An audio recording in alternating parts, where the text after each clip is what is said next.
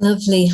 I watched that video a couple of days ago, and I was really struck by both how aspirational it is, but also how attainable. I was also struck by the importance it placed on the staff that we're working within. And I think we absolutely have to have the families at the heart of what we do. But if we don't look after our staff, and particularly when we're working across sectors and co-locating, then it does make a big difference and really impact on how people use that space. So a fantastic start. If Jessie, you're able to share the opening slides very briefly so we can see where we're going with the day or the afternoon. That's brilliant. So just quick oh yes, I haven't introduced myself, have I? Sorry, I'm Julie Greer. I'm the Regional Implementation Lead for the National Centre for Family Hubs for the South East and the South West, and also the East, and also the Policy and Practice Advisor across England for special educational needs and disabilities. So that's me. If we go on to the next slide, please, Jessie. That gives us an idea, a really packed session, and I'm really hoping that we do give ourselves enough time for some Q&A at the end. I give you enough time for that. But we're hoping as well that some of the questions that you're asking, I know a couple of you asked questions of Peter. When he's finished talking to us in a minute, he may well respond to some of those more specific questions himself, as will our speakers through the afternoon. So next slide, please. Lovely. I just wanted to share this with you, and this might be something that you take away. This was actually something we put together when I was co-writing the SEND module for the toolkit. And I think, again, it's really helpful if you want to add to this. So how can Family Hubs build on being a place of listening, a network of liaison, a point from which to signpost, and so it goes on. But if you can think of any of those that we can add to during the afternoon, that would be great. Please do so, and you'll see those in the slides that we'll share later. So thank you. So I'm going to ask Peter to join us now. So Peter Watt is the acting head of Church Street 0 to 19 Family Hub, and he's going to talk a little bit to the video. So welcome, Peter. Thank you very much, Julie. I hope you enjoyed it. It took a big chunk of my life to actually get that together with some amazingly patient filmmakers. I think it largely speaks for itself, but I'll maybe pull out some of the things that maybe won't be so obvious from the film itself. One is that our Family Hub is representative of a very large network and a large geographical area that we cover. We're not just, Church Street is a very local community, very small sort of geographical community, but we actually cover an area which takes in all the way up to Maid of It. It's difficult to describe if you don't know London, but it is significantly large. We've always recognised that one building isn't enough, and part of the Family Hub development and early help service development has been to pull in lots of partners into our leadership groups, into co-delivering, into our integrated approaches. That's really important to bear in mind in terms of buildings. Having said all of that, we've always felt that early help needs a community face, that one of our buildings, our Family Hub, in particular labelled Family Hub, should represent everything about the principles and practices and values that we want to spread out into our local communities and with our partners to improve practices with children and families. So they are important in that sense, but they do take a significant investment. And I have to say that we've been very lucky to have the level of capital investment, in particular from Westminster, our local authority, over a number of years. Westminster's had an early help strategy for nearly 4 years now. And some of the developments at Portman, Church Street Family Hub, were planned 3-4 years ago alongside that strategy. Co-production came up this morning quite significantly, and that was very important to us too, as well as developing our early help strategy together, developing and getting the ideas of children, of parents, of our local partners, and actually significantly the existing team at the centre and asking them the question, what works for you, what doesn't work for you. If we're trying to promote integrated working, then how can we change this setting? There are obviously going to be limits, but how can we change things to improve it for you? And that sense of one team and one community that Julie's picked up on straight away, around that everybody has value in a family hub, it is something that we've tried to really build into our thinking about how to develop it. One of the ways we've done that, just one small thing about sort of developing integrated working, was the placement of those hot desking offices. So making sure that they're really close to where we're delivering services, and particularly where we're co-delivering services. It encourages that working together, that facilitating an understanding of each other's professional disciplines, so that families don't see the difference. They're just establishing relationships with us as a collective group, but we all know each other well enough to be able to identify when my colleague might have the specialist knowledge that family needs, and I know where they are, and I know when they're going to be in the building. There's a couple of things that came through from our consultation with parents and children, and understanding the children, particularly with special needs, that use the centre. One was a very straightforward thing around acoustics. Many of our children, in terms of planning inclusive spaces, many of our children have sensory sensitivities, and some of the echo in the centre was really challenging. We lowered the ceilings, which is a relatively cheap initiative, but that really helped. And our previous head teacher, who's now retired, but I can't take credit for this one, she researched autistic-friendly colour schemes. And so it doesn't come through in the video, but the whole centre is painted in different shades of pastels, which really has a very calming effect on most of the environments in the centre. It's those subtle things, though, that can make a huge difference to children's experience, in particular, of coming into family hubs. We also considered that we didn't need to be all things to all people. I think this is important because the extent of our local partnership and our integrated leadership team, which includes not just health services, but youth services too, meant that we knew that we had really bespoke services and spaces for young people already, and that we didn't have to have every single space in the centre catering to 0 to 19. Having that said, having adaptable spaces means that we have been able to increase our offer in the evenings, in the after school zone, and our plan is to do some stuff at the weekend. Again, that doesn't take a huge amount of resourcing if you trust the practitioners that you're working with, because I essentially hand over the keys within reason, like in the health and safety briefing, but essentially hand over the keys to those partners to look after the place when they're using it. So there's a lot of trust involved too, in terms of opening up and saying yes to services. And finally, I mean, this might sound obvious, and I'm sure it absolutely is, but buildings are nothing without the people, and their approach is absolutely crucial to making the building work. The two are completely interrelated.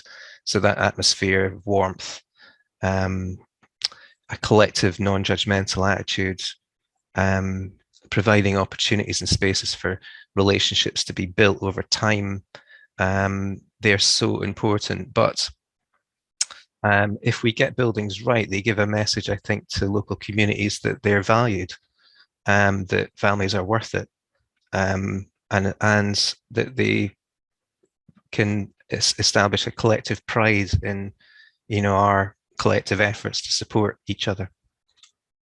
And that's what I wanted to say. Thank you so much, Peter. That is really helpful. I was struck by that notion of one small thing, and I know Bez spoke this morning, didn't she, about co-production and some of the, when that's important and when necessary, and when actually, it's important that we're honest about the way in which we're engaging parents, but actually that sense of co-designing, of consulting as well with families around what that one small thing that would make a difference to your family hubs might be, and might be a really engaging way to approach. I know that during COVID, during the pandemic, during lockdown, when services were opening up again, actually physically in places, Bernarda's on the Isle of Wight had done a health and safety briefing. So services were physically using their building, but they didn't want to actually necessarily be doing the sort of big health and safety walk around. So they developed a health and safety video that they shared again with other users, so that they could then, as you say, hand over the keys. And trust came up a lot in the workshop I was in this morning, and that's really sort of evident within your presentation. Thank you, Peter. Lovely comments coming through. People were both loved the video, but also that sense in which Church Street is part of your community. So thank you so much for sharing that. Oh, you're welcome. I'm really sorry I haven't had my chat open at all, so I've missed all of these questions, which perhaps we'll have an opportunity to come back to. Absolutely. Well, if you're able to respond to any specific ones, but hopefully we can come back to some of those at the Q&A at the end. Maybe in the Q&A we can highlight a few. That's lovely. Yeah. Thank you so much. Okay, so next I'm really pleased that we're able to listen to Lisa Farrell. Lisa Farrell is the Head of Services in Essex. So it's great to have you with us, Lisa. And you're going to be thinking about spaces without walls. So lovely. Thanks, Julie. Thanks, Jessie, very much. So yes, as Julie said, good afternoon, everyone. I'm Lisa Farrell, so I'm the Head of Services as part of the Essex Child and Family Wellbeing Service, and I oversee the services in West Essex. But I also take on a strategic role in leading Essex family hubs across the area. So thanks for all joining today. If you go to the next slide, thanks, Jessie. So just to give a bit of context in regards to our service provision that we have in Essex, we are an outcomes-based commissioned model, which came into place in 2017. So we are established in terms of delivering of family hubs and early help services across Essex. And mainly the commissioning that worked for us within Essex was around ensuring that children and young people had the very best start in life. So our service provides provision from pre-birth up to the age of 19 and includes up to 25 for those with special educational needs. Within the commissioning, it was really clear when they was modelling the service provision that they wanted to move away from having children's centres and buildings where people would sit in for days and wouldn't necessarily have people accessing them because they weren't in the right place, they weren't as accessible, or they had a stigma that sat around them. So a core part throughout all of our commissioning, our specification clearly identified that whilst we would have listed family hubs and delivery sites, the main core purpose of our service was to deliver a service without walls. And that is about ensuring that we are addressing and meeting the needs of the community, for the community and wherever is best suited for the community, whilst working towards our outcomes framework. If we go to the next slide, Jessie. So to set the scene, it's a co-commissioned service through Essex County Council and what was West Essex CCG, which is now Herts and West Essex ICB. And it has been subcontracted out to HCRG Care Group in partnership with Bernardo's. So as a partnership, we are the core members that deliver the service. However, we also subcontract out to other service providers such as YES, the Youth Inquiry Service, Community 360 and Homestart. And we have lots of other arrangements and partnerships in place within Essex as well. So as I say, the contract started in April 2017 and is a 7-year contract with a potential extension of 3 years. And the purpose for that was to ensure that a length of time was in place to really be able to transform the services within Essex. We've gone through a large transformation in terms of the way we deliver provision to children, young people and families in Essex, and therefore the traditional ways of commissioning a 3-year contract just wouldn't have allowed enough time to demonstrate the transformation that we were going to go through. If you go to the next slide.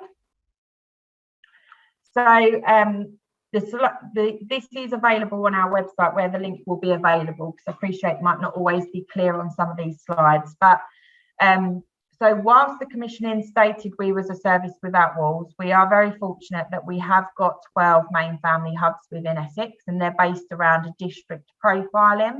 In addition to that, we have a number of delivery sites and also outreach venues that are utilised for a certain amount of hours during the week. But each of our main family hubs are open for a minimum of 50 hours a week. That's through a range of different partnerships and organisations who might be contributing to that service provision and hours. If you go to the next slide, please. So this is an illustration of our delivery model. So the focus is and always will be that children and families are the absolute core of our focus. And then it's around us identifying what are local communities and neighbourhoods already doing to support families, children and young people.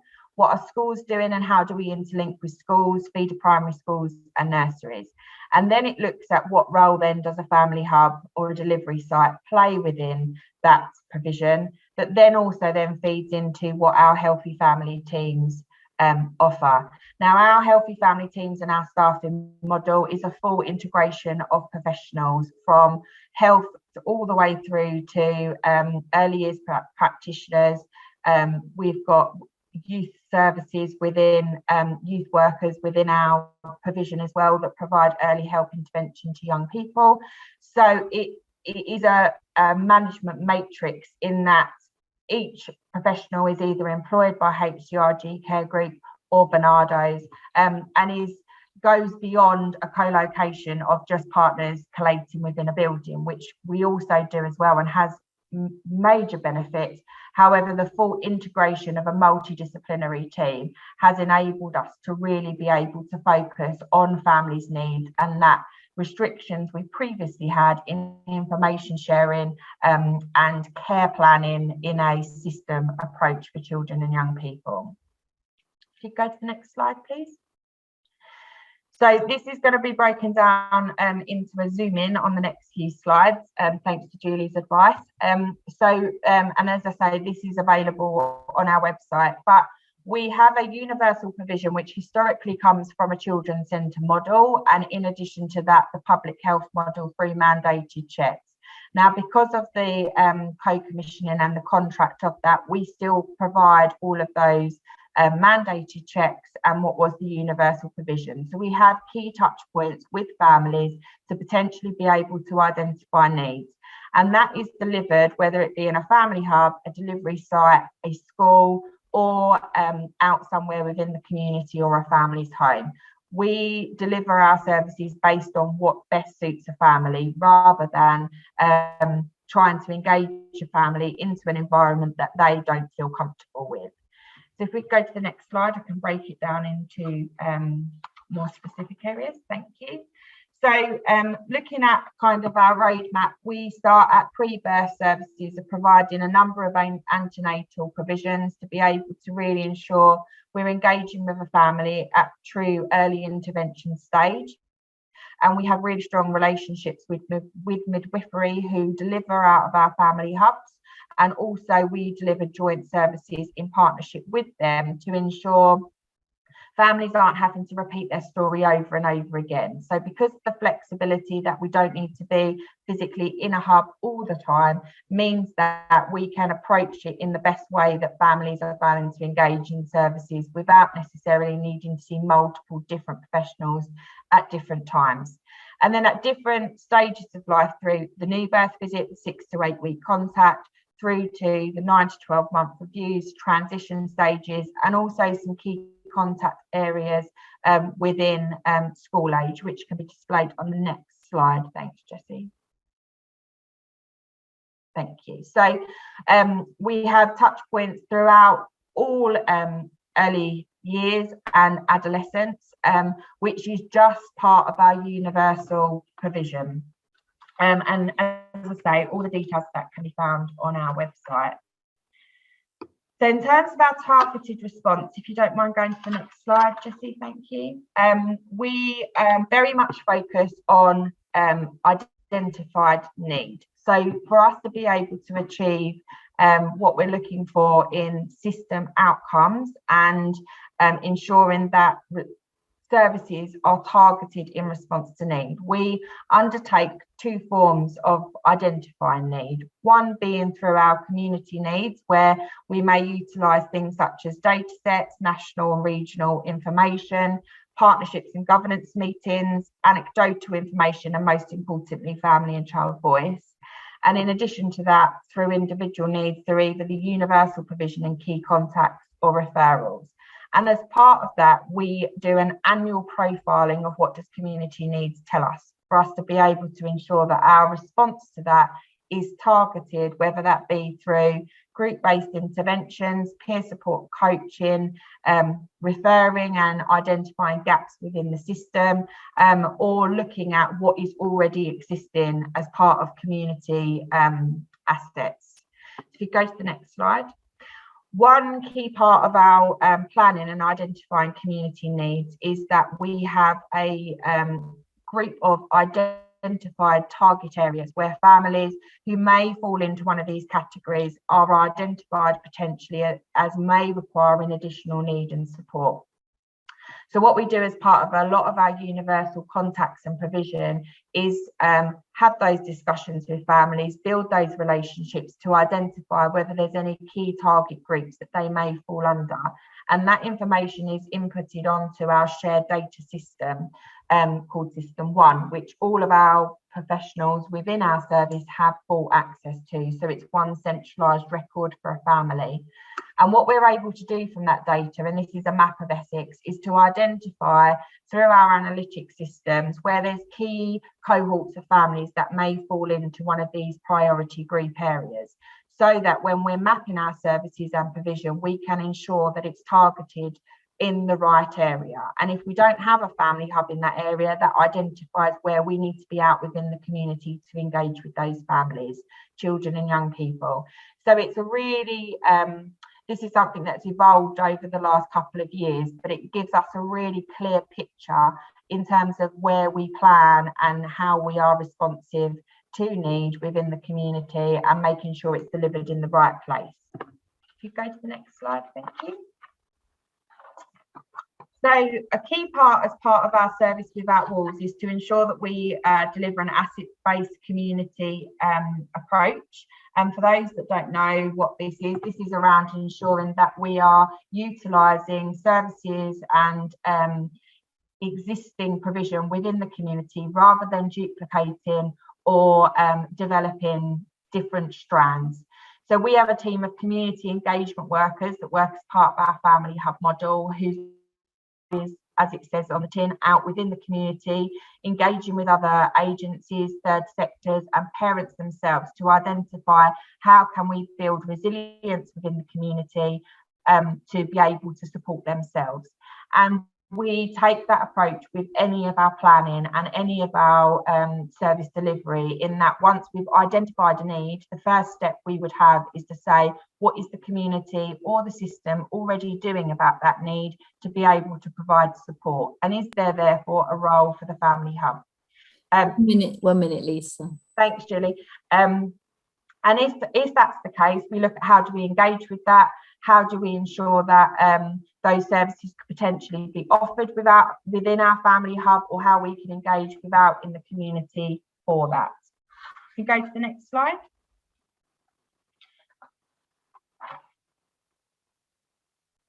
So to sum that up, through our community engagement over the last 5 5 years, we've been looking at ensuring families are leading and understanding what we are doing in terms of our service provision. We've adapted spaces to be able to deliver in schools, youth buildings, libraries, village halls, and sometimes even out within parks and community venues, depending on the service provision. Certainly through the pandemic, we were forced into our model that we were intending to roll out as our digital platform, and that also remains a key part of our service delivery as we have moved back to a new norm of working in that digital, and community and family hubs massively play a part within our service delivery. So just to sum up, Jessie, for the last slide, thank you. The benefits of our model has ensured that we have, through having a centralised record method of recording, we've been able to truly identify families' needs and to be able to have a really clear picture of how the system as a whole is supporting that family, so that we can target our response in line with that. Through the skill mix of professionals, it's ensured that families are supported by the right person and at the right time. Through our shared outcome measures, it's enabled us to engage with professional agencies to really develop that system approach, and in addition to that, ensure that families in the community who potentially would never have come into a family hub building are now being engaged with, because we're going out to them instead. So we've seen higher engagement and increased opportunities for innovation, and the style of our delivery to be able to support children, young people and families. Thanks, Julie. That's absolutely great. Thank you, Lisa. So much in there, so much to unpick and for people. I know that we've shared the link as well to the website, so people can have a look through that themselves.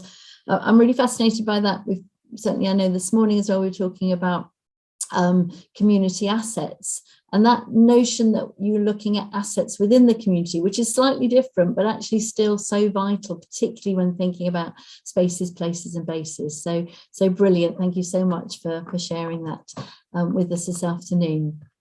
So I'm now going to move on to Jackie Finley, who's the locality manager, and to Leanne Doolin, who's the principal early help worker. I'm just trying to read my own notes there. Sorry, Leanne, going sideways, in Sefton. So really looking forward to your presentation. Welcome. Thank you. If we could just pop up the slides, that would be great.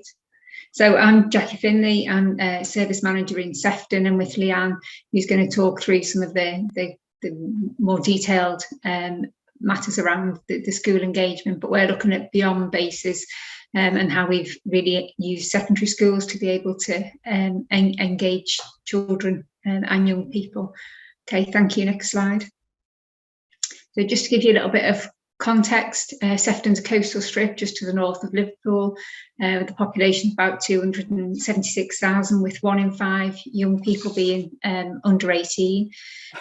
We've got a whole set of challenging educational outcomes, particularly at Key Stage 4, where the achievement gap between disadvantaged and advantaged children is particularly challenging. And in terms of emotional and mental health concerns, we've got increased cases of self-harm, alcohol-related admissions and mental health admissions, which sit currently above national and local averages. You can see on the right the map of Sefton and those real pockets of high deprivation, and then indicated on there are the 13 family wellbeing centres or hubs, which are largely in those pockets of deprivation. But as the other speakers have said today, it's also about building our satellite and community offer as well. Okay, thank you. So within Sefton, the family hubs are accessible and inclusive of all. Like I said, we deliver from hubs and community venues, and Leanne's going to talk about how we've extended that to schools. The mission in Sefton is very much to ensure all children and young people and families receive the right intervention at the right time, and that we look beyond the building. We've utilised the Thrive framework within early help to try and help position it and have that accessible language that is familiar to all. Okay, thank you.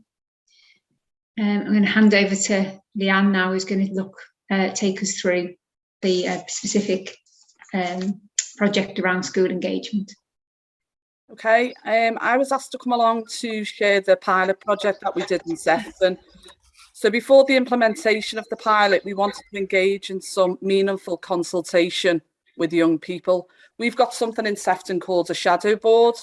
So the aim of the shadow board is to ensure that young people's voice is central to any service improvement areas. During the pandemic, it was evident that the impact of the pandemic on children and young people's mental health and well-being. We engaged in a workshop in 2020, so towards the back end, really, of 2020, and asked a number of questions to the young people that were accessing our family hubs. I just wanted to make reference to question 3 and question 4. So question 3 was looking specifically at, is there enough support during lockdown for young people? And it was evident that all the young people that we engage with through consultation felt that there wasn't enough support for them within a school setting, but also within their community as well. And that was making reference to the family hub. Question 4 specifically looked at what would they like to see within their community. And again, some of the key points that came from that was more groups for support within a school setting, but also where they live. So more support within a school setting and where they live, so their community. And it was making sure that they were very much part of the process of the pilot project. They also recognised that they wanted more help with their mental health and well-being. So we know nationally there's been lots of evidence, there's been lots of data with regards to the impact of COVID on young people's mental health and well-being. This was further reinforced through the young people within Sefton. They also wanted a nice place to go where they could get support. Next slide, please. So just before we commenced with the pilot, it was important for us in Sefton to look at, sort of our strengths, our weaknesses, what the opportunities was, but also what was the threats of working more closely within the educational settings.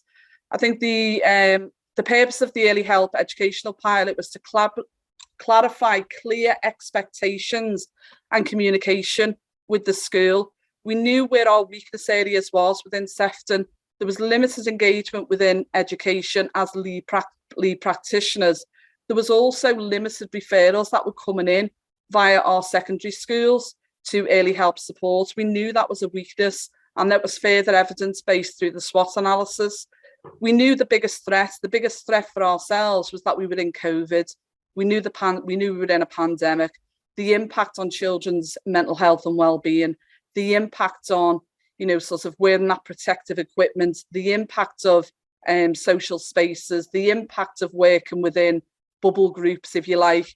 We knew that 78% of our early help cases currently sat within the family wellbeing or family hub model. We needed to look at how we distribute that more evenly across our educational partners. We knew that from a Sefton perspective, there was a real opportunity for us during the pilot to develop those relationships with schools, but also ultimately to identify young people and families much, much earlier. And it goes back to what Jackie was saying earlier on. So it's the right intervention at the right time for Sefton. Next slide, please. So in terms of benchmarking and looking at sort of the areas of need, but also the progress areas, it was important that we used some framework. We used the ACE vulnerability checklist. This is something that we've developed within Sefton. 40 young people during the pilot project engaged in a 3-month pilot project. In terms of looking at our schools and the way that the makeup of our schools within Sefton, we've got 37 primary schools just within the central area. In total, the secondary schools, we've got 13 schools. In the north of the borough, we've got 10. And in the south of the borough, we've got 1. We want to target those secondary schools. We want to target those secondary schools that are areas with high deprivation. In terms of looking at the vulnerability checklist, our expectations were that risk of exclusion from mainstream education was going to come out high, but also thinking about what the shadow board had highlighted, that the impact of COVID on young people's mental health and well-being, 38 of the young people all identified that COVID had an impact on their mental health and well-being. So we knew we had the right cohorts with regards to the pilot project. Just to further emphasise in terms of the early help worker, one of the most important things for ourselves was to develop that relationship within a school setting. So within that 3-month period, we engaged in 106 school monthly meetings, which further was evidence-based through schools taking on that lead professional role within an educational setting. Next slide, please. Okay, just before I show the clip, this was one of our projects that we delivered as part of the pilot project. It's the ACE recovery programme. There is a full video on this, so if anyone's interested in seeing the full content of this specific video, if you pop something in the chat and we'll make sure that you get the link for that video. Yeah, if we could play that, thank you.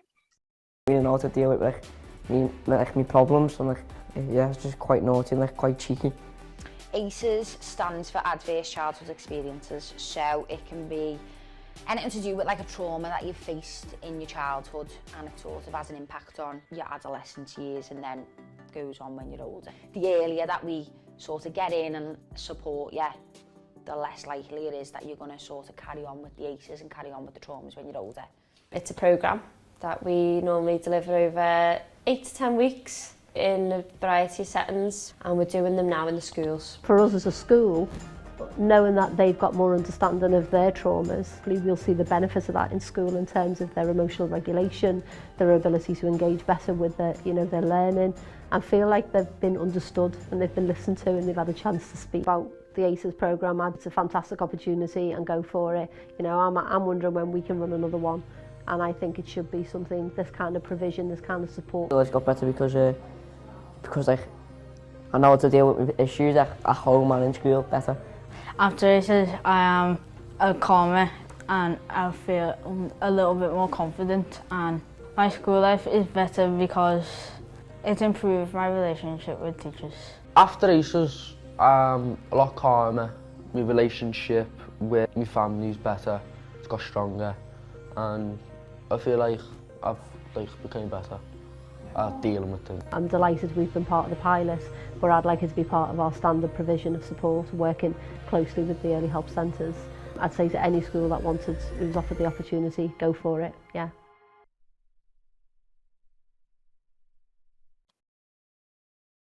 Okay, so just to round off really with where we're up to now, following those pilots, it's very much our ambition and our will to continue to that work with partnerships in schools, and we're currently now looking at how we can extend that and really establish a team around the school approach, including health and other partners.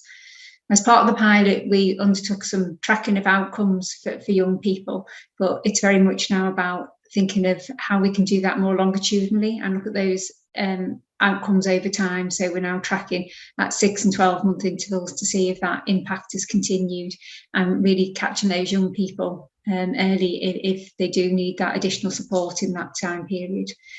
We're also working to see how we can broaden the offer further and extend partnerships with community groups, and really think beyond the hub, and think about what places and spaces and bases we can use further. And finally, we're continuing to work in collaboration with children and young people. It's key that we get their feedback and that they enhance and co-produce, and that we alter service delivery in line with their views and opinions. Thanks, Julie. That's great. Thank you so much. And there's lots of people saying yes to the video. I've got the links somewhere to the long version of the young people's video, but also the adult video. Would you like me to share both of those in the chat if I can manage to do that in the next sort of 20 minutes as well? Yes, please. Thanks, Julie. No worries. And I think I was really struck as well by the way in which you described the impact of the pandemic crisis period. And I think it's so easy in a way, we're all trying to be resilient. We're all trying to move on, and almost we sort of stopped mentioning it, but it's still so crucial to the services that we need to provide. And I think you articulated that really well. And just again, really building on those assets within your community to make a difference, and really sort of utilising all the spaces that you have. So I know that ACES programme is a really good evidence-based programme as well, if people want to find out more about that. Thank you so much, the pair of you. I'm going to try now, possibly, if it works. I think we've got time just to share a little bit of a video from Hampshire Library Service. Jessie, I don't know if you're able to share that slide if possible. If not, on the slide there is the link to it. Oh, let's see if we can share a little bit. That'd be lovely. In 2018, changes were made to Gosport Discovery Centre's building to make it fit for purpose as it transitioned to a community hub. Libraries had already evolved into thriving community spaces. However, for some, quiet study and reading spaces were still needed, and trying to balance the demands of a variety of library users was challenging. With support from property services and using customer and partner feedback, a new layout was designed. This included the first changing space in the High Street, disabled access toilets, creation of an older person's daycare unit, as well as the updating of the community cafe and registration service office to make it more integrated with the rest of the building. A dedicated floor for learning and study was a welcome addition, which created a quieter space within the library. One of the biggest changes was the addition of a new children and families floor. This included fit-for-purpose meeting rooms, which could be used by a range of partners to deliver health, family support, parenting and learning services. Since 2018, partnership working and changes in layout have resulted in increased footfall and engagement with the community. Some of the partners who now deliver from the building include Southern Health, health visiting teams, adults and children's services and Barnardo's. The library has continued with its core universal offer, which includes story time, rhyme time, and new parents groups, as well as providing a range of information through books and the digital offer. During the pandemic, a full review was undertaken to consider how the offer could be more responsive to community needs and partner feedback to support those who required it most. These changes include development of a new parent course, toddler sessions focused on speech and language and early literacy, and holiday sessions using holiday food and activity funding. The library also gained its Makaton Friendly Award, with staff trained to communicate through signs in routine activities. This led to the creation of online Makaton rhyme times, which have been accessed by the community, and learning courses for parents. Of course, the success of the building and customer engagement has been dependent on strong partnership working. We wanted any utilisation of space to offer more than just a room to hire. Due to the need to quickly adapt through the pandemic, services have innovated creative ways to work together to support families and children, to address gaps and prevent duplication. For families, this has resulted in them being able to get access to help and intervention when they need it, in a way they want it, either through what was on offer in the building or the digital offer that all partners signpost to. Wonderful. I've put the link for the full video into the chat as well. But I think just so many beautiful babies as well to smile at there. And I think what's very special about that video is the inclusion, the adaptations. And I know that word itself can be can be challenging as well. The minute you have to make an adaptation, then you're recognizing that that's not the norm. And actually, I think in the way in which those services have been designed, all families can feel included in the services within Gosport Discovery Centre. So a really good example. And I don't know if you spotted the registry office there, which of course is very much part of the sort of Start for Life notion that there should be a sort of registry office available to register your child within a family hub as well. So good example there for people. Brilliant. I'm really pleased now to be able to welcome Claire Fry, who's Head of Child and Family Services in Hillingdon, Lucy Wild, who's the Operational Manager for Adolescent Services, and Priscilla Barney, who's the Advanced Practitioner for contextual safeguarding. They're going to talk to us about the transporter bus at Hillingdon. Welcome. Good afternoon, everyone. Thank you so much. It's really good to be here and join you all this afternoon. And thanks to Lucy and Priscilla for joining me as well.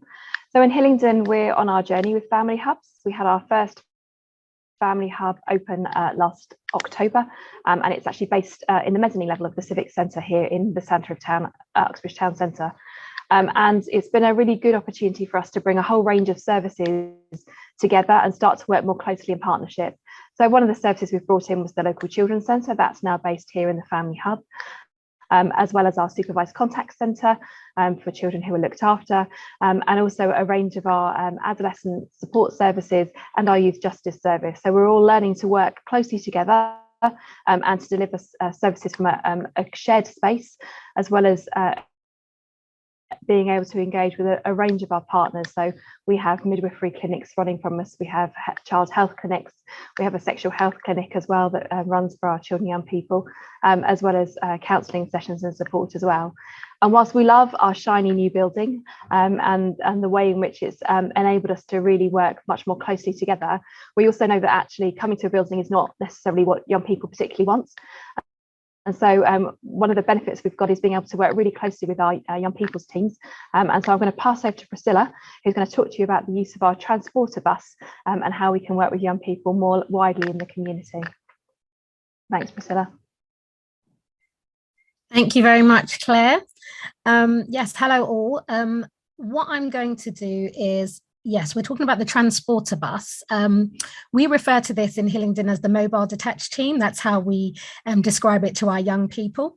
And what I'm going to do is take you through a little bit of a focus just in terms of what the purpose of the transporter bus is, the team and what they actually do, a little bit of an overview of some of the engagement we've had over the past 6 to 12 months, and just some future aspirations that will be shared by my colleague there, Lucy. So just in terms of the mobile detached team, who are actually based on the bus, at different localities across Hillingdon. The purpose is to really just build children and young people's self-esteem, self-confidence, and actually help them develop their ability to manage social and personal relationships. This really came clear during COVID times, when actually a lot of services just shut down to face-to-face activity, and we found that the impact for our children and young people was really, really significant. We were able to be out within a month of lockdown. So in May 2020, April 2020, that time we were able to continue having these relationships and these connections with some of our young people that we knew were very isolated, were impacted by COVID at home, able to go into their localities and actually engage with them outside in the community. Another purpose of the mobile detached team was more to look at children and young people actually getting back some power, taking control of their lives in a positive way to positively impact their communities. And the last but very, very important piece of the transporter bus is to actually be a resource to actually inform educationally around workshops for our children and young people on how to develop, how to make better choices, okay? And we do that in various ways. As for some of our children that are identified, they would need to be either children at risk of serious youth violence, antisocial behaviour, at risk of being quite vulnerable to exploitation, any type of exploitation, and just having some vulnerabilities where actually we could actually build them up and actually help them make better choices out in the community. We go from north of the borough all the way to the south of the borough, offering targeted sessions. The team, I want to tell you a little bit about the team. So the team is actually consistent of one program coordinator who oversees the type of sessions that are delivered daily, Monday to Friday, and also sessions on a Saturday morning as well.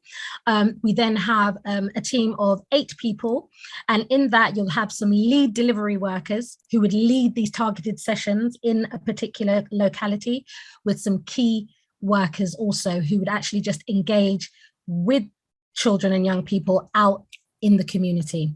We also offer detached youth work, okay, and that would be identifying areas where young people are located. So we'd be looking at that contextual safeguarding approach. So really looking at alleyways, shops where children are congregating. Let's go in there. Let's see if we can speak to them. Let's see if we can identify any children or young people that actually could benefit from engaging on the transporter bus, utilising some of the services on there. Young people in bus stops, fast food restaurants, and really engaging with the community around actually what are they seeing. So we build that relationship with different community partnerships as well.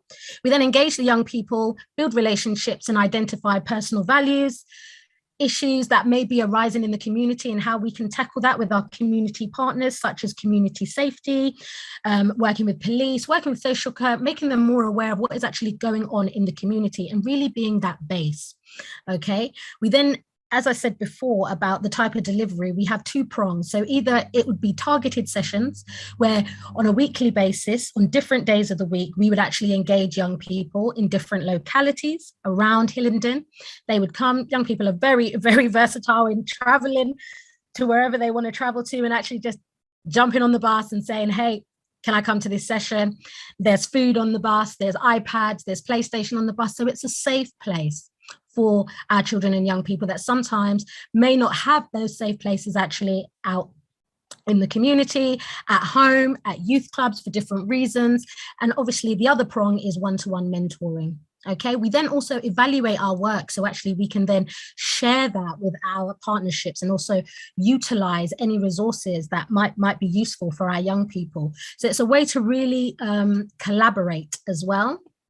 As I said before, in terms of an overview of engagement, I just wanted to put a picture in your mind.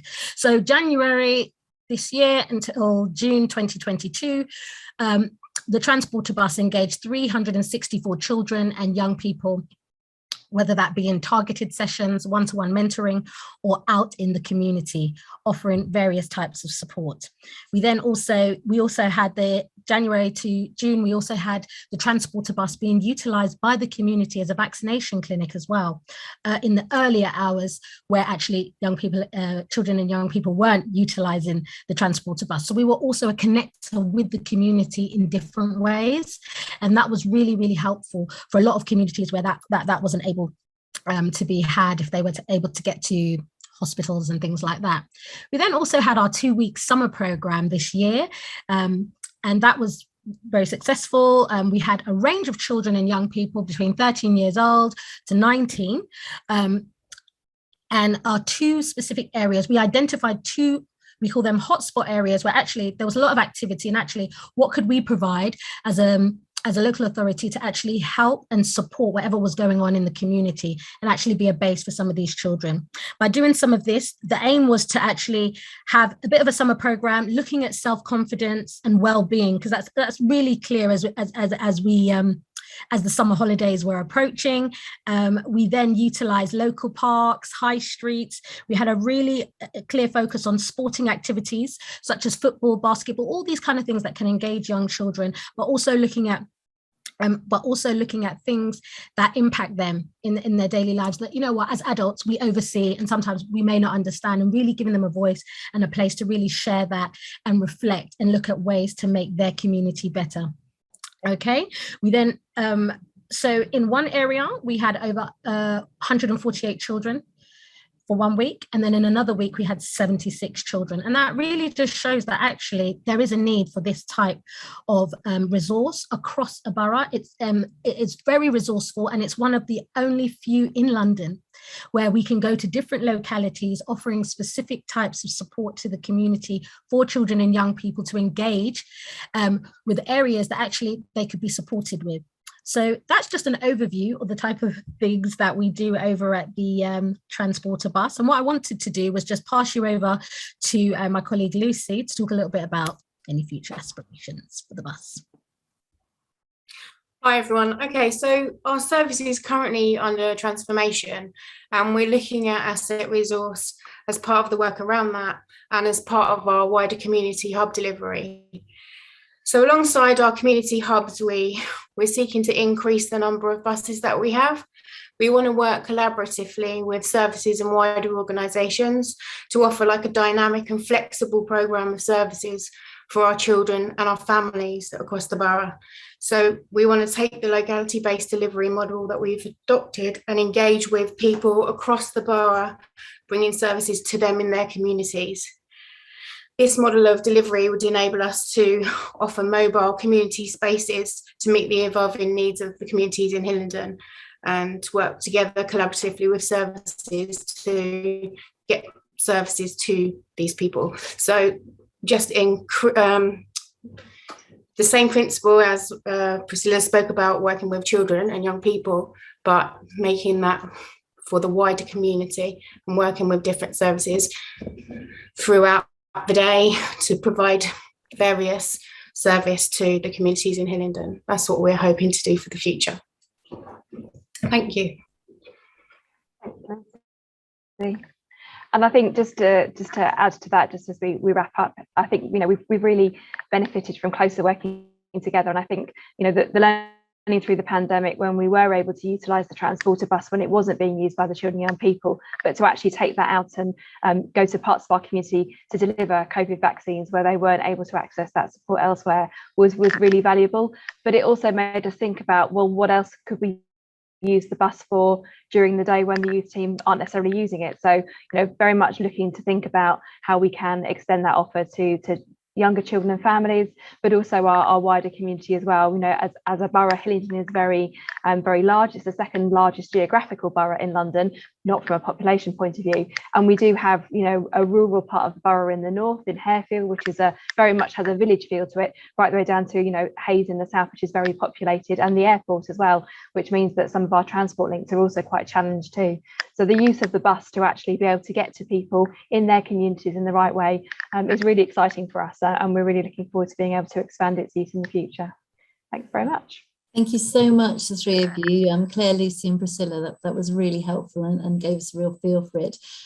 Again, I'm so bad at chairing. We've got very little time for questions, but I think one of the things that Priscilla, you mentioned and leads us on to sort of maybe asking that question of everyone. You mentioned how young people were really versatile to travel around to the bus as well. And the question I wanted to put to our panel really was whether you're in a city or in a rural area, how much you find that distance is a barrier for families, and what small thing, picking up on Peter's notion of one small thing, have you found that works to overcome this?